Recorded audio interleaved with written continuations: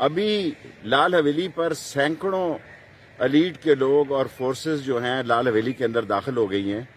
یہ مجھے اور راشد شفیق کو گرفتار کرنا چاہتی ہیں. یہ اسلام آباد میں بھی کل انہوں نے کارروائی کی کوشش کی. یہ چادر اور چار دیواری کا احترام ہے. ہم کسی توڑ پھوڑ میں نہ شریک ہیں. ہم سیاست امن سے کرتے ہیں، اصول سے کرتے ہیں، دیانتداری سے کرتے ہیں. لیکن یہ بدنصیبی ہے کہ حالات کو جان بوجھ کر خراب کیا جا رہا ہے، اور ان کی خواہش ہے کہ ہم وہ کام کریں، وہ بات کریں جس سے کہ قومی نقصان ہو.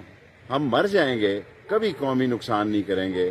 سیاست میں ہم عمران خان کے ساتھ ہیں. اگر یہ ہمارا جرم ہے، اس میں ہماری گرفتاری اور قید ہوتی ہے، تو میں بھی اور راشد شفیق صاحب بھی دونوں ہم تیار ہیں.